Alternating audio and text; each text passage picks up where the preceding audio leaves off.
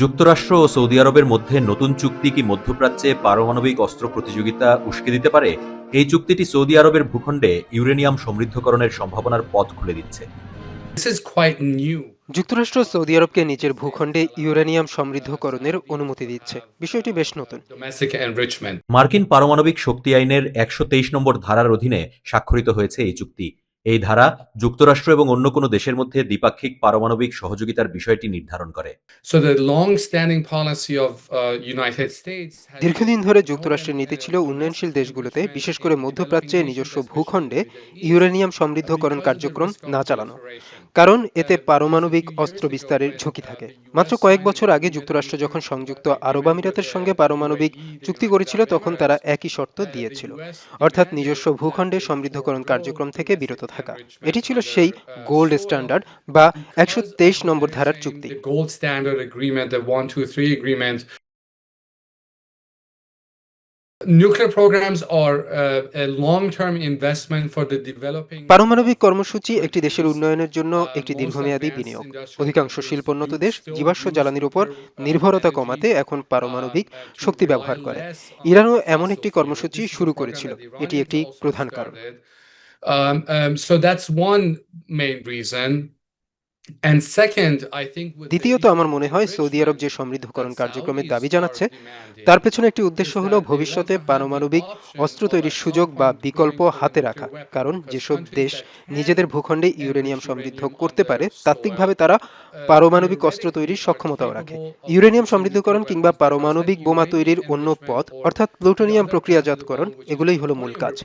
কোনো দেশ যদি পারমাণবিক অস্ত্র তৈরির সিদ্ধান্ত নেয়, তবে এই ধাপগুলোতেই প্রায় ৮০% সম্পন্ন হয়ে যায়। decides to develop nuclear weapons.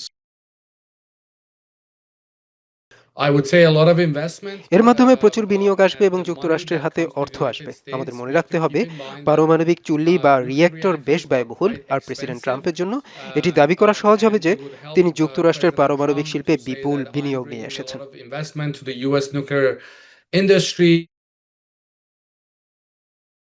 They'll see it as সোজা কথায় তারা বিষয়টিকে যুক্তরাষ্ট্রের এক ধরনের ভণ্ডামি হিসেবেই দেখবে, কারণ ইরানিরা কয়েক দশক ধরেই নিজেদের দেশে ইউরেনিয়াম সমৃদ্ধকরণের দাবি জানিয়ে আসছে। ইরানের পারমাণবিক কর্মসূচির বিষয়ে যুক্তরাষ্ট্রের অবস্থান হলো এনপিটি, অর্থাৎ পারমাণবিক অস্ত্র বিস্তার রোধ চুক্তি। এটাতে স্পষ্টভাবে ইউরেনিয়াম সমৃদ্ধকরণের অনুমতি দেওয়া হয় না। এখন যখন তারা দেখছে যে যুক্তরাষ্ট্র সৌদি আরবকে এই সুবিধা দিচ্ছে, তখন তারা নিজেদের অবস্থানে আরো অনড় হয়ে পড়তে পারে। দেশেই যে ইউরেনিয়াম সমৃদ্ধকরণ চালিয়ে যেতে চায়, সেই সিদ্ধান্ত থেকে তারা সরবে না। তাদের হাতে একটি জোরালো যুক্তিও থাকবে।